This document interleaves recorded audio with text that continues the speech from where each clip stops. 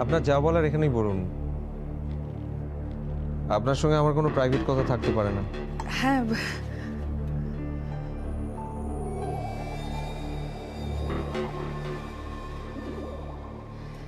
না মানে কথাটা বলার জন্য আমার থেকেও গোপনীয়তা তোমার বেশি দরকার ছিল।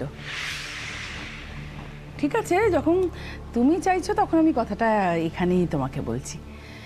মানে তুমি তো বেশ করিতকর্মা ছেলে, তা না হলে দেখো একটা মোটা অঙ্কের টাকা যদি তুমি না পেতে তাহলে হঠাৎ করে কলকাতা থেকে পাত্তারি গোটানোর সিদ্ধান্ত নিতেই বা কেন, তাই না? তার উপর যখন তোমার দুদিন আগে তোমার পেছনে এরকম পাওনাদারেরা ছোটাছুটি করছিল। বাজে কথা না বলে কাজের কথা বলুন। হ্যাঁ, তা তো ঠিকই, তা তো ঠিকই। তোমার মতো এরকম একটা কাজের ছেলের সঙ্গে কথা বলে সময় নষ্ট করার কোনো মানেই হয় না। তা টাকাগুলো আচ্ছা, কি তখন থেকে টাকা টাকা বলছেন বলুন তো? কিসের টাকা? কিসের টাকা? সত্যি তুমি জানো না? না। দেখো বাবু, সকলে সবটাই জানে, মানে যার যতটুকু জানার প্রয়োজন আর কি। হ্যাঁ, আমি আবার ওই তোমাদের মতো আজকালকার ছেলে মেয়েদের মতো আর কি ওই জল ঘোলা করতে পছন্দ করি না। আমার টাকার ভাগটা আমাকে দিয়ে দাও। ভাগ? হ্যাঁ, ভাগ। শুনে অবাক লাগছে না? দেখো নীল, মানে এ বাড়িতে তোমার অভিসন্ধি নিয়ে ঢোকার দিন থেকে আজ পর্যন্ত আমার কাছ থেকেই তুমি তো কম উপকার পাওনি, তাই না? আমি চাইলে এবারই সকলের কাছে তোমার এই বদ মতলবটা ফাঁস করে দিতে পারতাম। তখন কি হতো? এবারই সকলে তোমাকে ঘাড় ধাক্কা দিয়ে বের করে দিত কিনা বলো? পিসিমণি, আপনার বয়স হচ্ছে বলে বোধহয় বুদ্ধি শুদ্ধিও লোক পাচ্ছে। কি বললে? মনে রাখবেন, আপনার দয়ায় আমি এখানে আসিনি, এসেছি নিজের অধিকারে। আর মতলব বলছিলেন না, মতলব আপনারও আছে। আমি সবার আগে কাজ হাসিল করেছি, আপনাকে ভাগ দিতে যাবো কোন দুঃখে?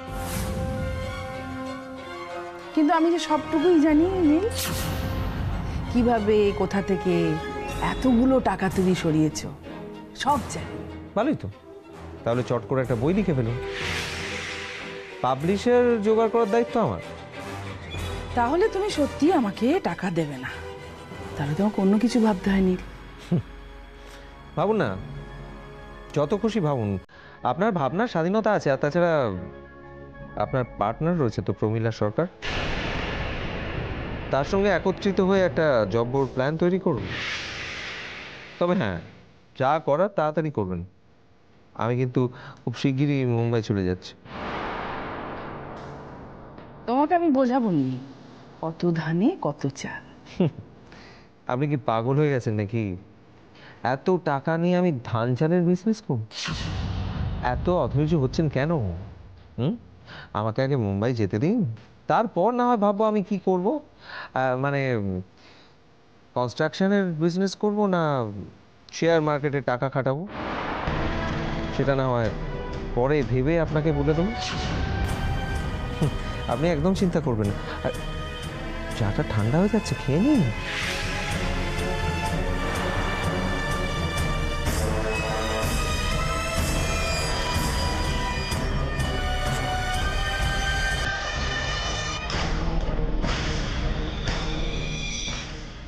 ফুকু, তুই কেন বুঝতে পারছিস না ব্যবসার এটাই নিয়ম?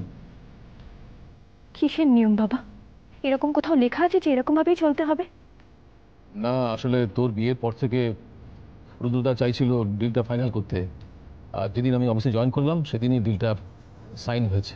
কিন্তু বাবা, আমি বুঝতে পারছি না, তুমি ওরকম একটা মূল্যবান অ্যাসেট এভাবে হাতছাড়া করলে কি করে? ওটা বাবা, ওটা তোমার জীবনের স্বপ্ন, সারা জীবনের স্বপ্ন, এভাবে দিয়ে দিলে ওদেরকে। এবার আমরা কি করবো বলো তো? আমি বুঝতে পারছি ফুকু, কিন্তু মেয়ের শ্বশুর বাড়ি, তারা যদি কোনো ব্যাপার নিয়ে পার্টনারশিপে আসতে চায়, সেখানে কি করা উচিত? সেখানে দাঁড়িয়ে আমি না বলবো কি করে বলতো? এখন তো আমার মনে হচ্ছে ওই মসলিনের ফর্মুলার জন্যই রূপম আর আমার বিয়ে দেওয়া হয়েছে।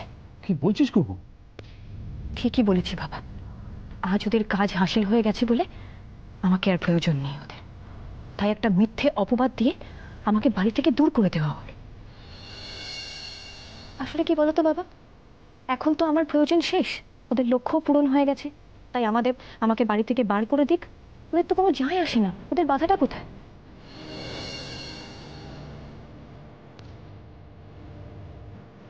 কি ভাবছো বাবা? হ্যাঁ, হ্যাঁ, তুই কথাটা খুব ভুল বলছিস না খুব। সত্যি তো আমি এটা ভেবে দেখিনি। সব আসলে স্বার্থ সিদ্ধি করার চেষ্টা। স্বার্থ পূরণ হয়ে গেছে, এখন তো আমাদের আর দরকার নেই। তুই মানুষের মিষ্টি মিষ্টি কথায় ভুলে আমরা কত ভুলই না করে থাকি। আসলে কি জানিস মা, সবাইকে বিশ্বাস করি তো, আর তারপরেই আমরা ঠকে যাই। এই দুনিয়াটা বড় বিশ্বাসঘাতক মা। বিশ্বাসের মর্যাদা কেউ দেয় না, কেউ না। যে যাকে পারে ঠকায়, যেমন করে পারে মানুষকে ছোট করে। আর আমরাও সেই অবিশ্বাসের শিকার।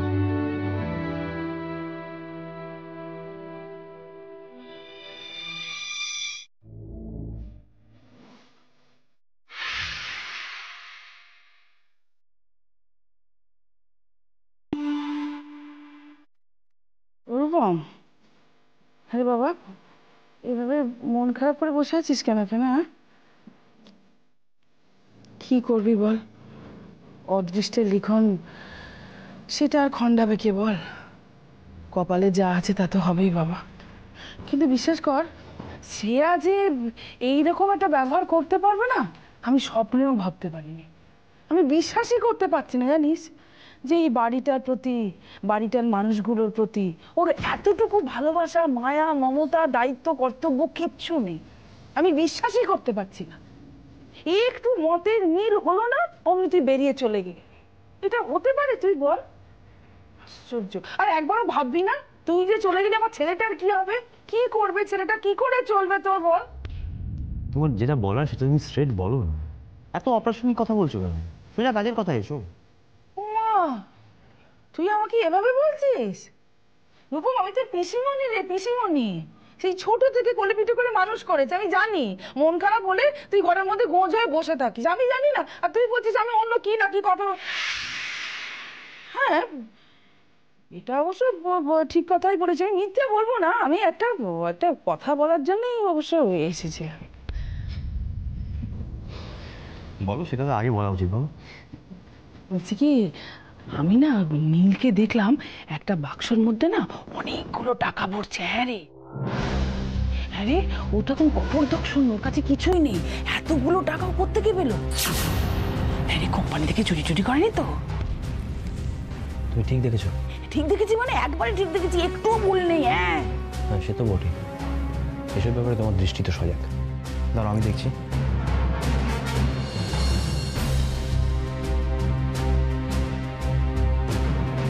এইবার তুমি কি করবে নীল? বিপদ তো তোমার সামনে গিয়ে উপস্থিত। দেখো, কত ধানে কত চা। নীল, নীল।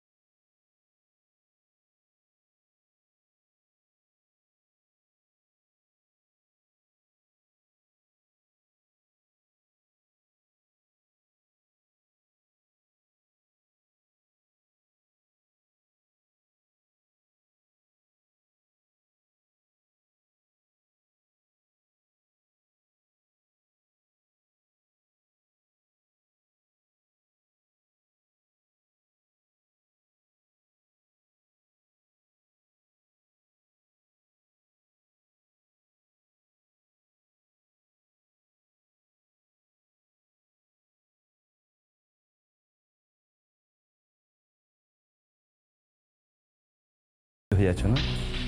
আমিও না খুব আশ্চর্য হয়ে যাচ্ছি জানো, তোমার এই মুম্বাই যাওয়ার তোড়জোড় দেখে। তোমার এই যে এত তোড়জোড়, এটা তো ওই টাকাটার জোরে। তুমি অস্বীকার করতে পারো? দেখুন, ওই টাকাটা আমি পার্সোনাল লোন নিয়েছি, আর সেই টাকার জোরেই আমি মুম্বাই যাচ্ছি। চুরি করা টাকার আমার কোনো প্রয়োজন নেই। সেজন্য আমি সঙ্গে রূপসাকেও নিচ্ছি না। তার কারণ কি জানো?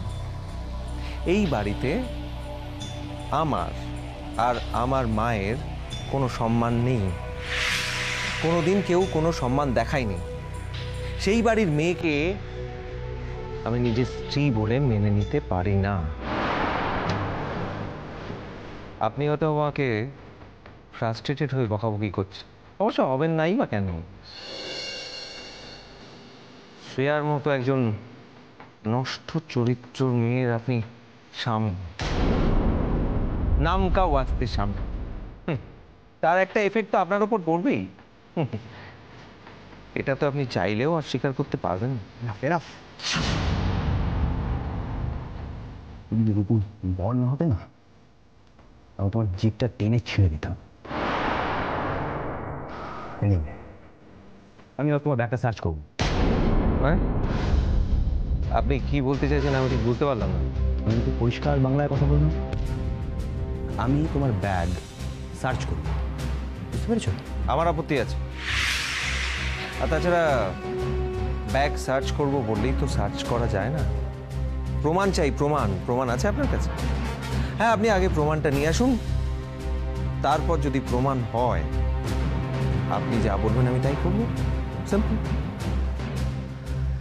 আচ্ছা, তুমি তার মানে ভালো কথায় শুনবে। ওকে, আমি তাহলে পুলিশ ডাক। আসলে আমার না পুলিশ ডাকার ইচ্ছে ছিল না, বাড়ির মধ্যে পুলিশে আমি খুব একটা চাইছিলাম না। তুমি আমাকে বাধ্য করছো পুলিশ ডাকতে। ওকে, সার্চ করুন, কিন্তু টাকা যদি না পাওয়া যায় তাহলে আমার পায়ে ধরে আপনাকে ক্ষমা চাইতে হবে। হ্যাঁ, রাজি তো? রাজি। আর যদি ব্যাগ থেকে টাকাটা বেরোয় তাহলে কিন্তু তোমাকে জেলের ঘানি টানতে হবে। রাজি? রাজি।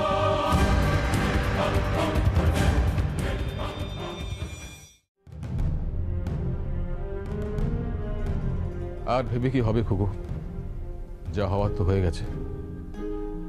এখন আবার সব শূন্য থেকে শুরু করতে হবে। আর হাতছাড়া হয়ে যাওয়া জিনিসের পেটেন্ট পাওয়া খুব কষ্টসাধ্য কাজ। না বাবা, আমরা আমাদের মতো করে শুরু করব, আর ওনারা ওনাদের মতো শুরু করবে। মাসলিন তৈরি দুতরফেই হোক। ওনারা মেশিনে তৈরি করবে আর আমরা দরকার পড়লে হাতে তৈরি করব।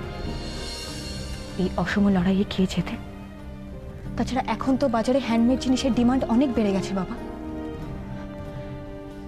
আর আমরা যদি আমাদের মাসলিন ঠিকঠাকভাবে মানুষদের কাছে পৌঁছে দিই, আর ক্রেতাদের যদি এটা বোঝানো যায় যে এটাই সেই আসল মাসলিন যা বস্ত্র শিল্পকে এত বছর ধরে সমৃদ্ধ করেছে, তাহলে তো। না রে মা, ব্যাপারটা অত সোজা নয়, অত সোজা নয়। প্রথমেই একটা বেশ বড় একটা ক্যাপিটাল লাগবে। টাকাটা কে দেবে আমাদের? বাবা, ব্যাংক। ব্যাংক? আমার মতো ছোট ব্যবসায়ীকে ব্যাংক কেন লোন দেবে কুকুর? আমার না আছে লেবার, না আছে ফ্যাক্টরি, না কোনো ইনফ্রাস্ট্রাকচার, কিছু তো নেই আমার।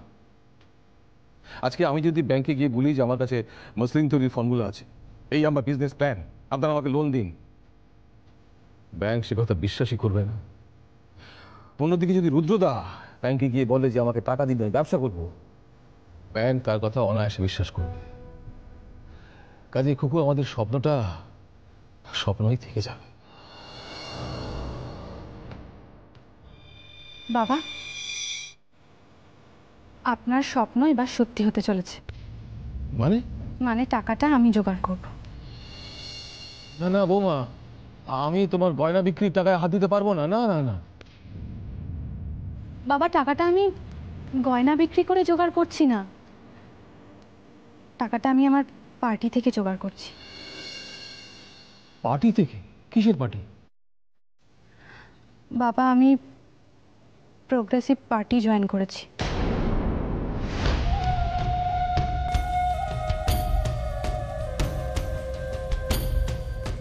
আর আমি ভোটে দাঁড়াবো আমার ড্যাডের বিরুদ্ধে। কি বলছো বৌমা? হ্যাঁ বাবা, যা বলছি ঠিকই বলছি।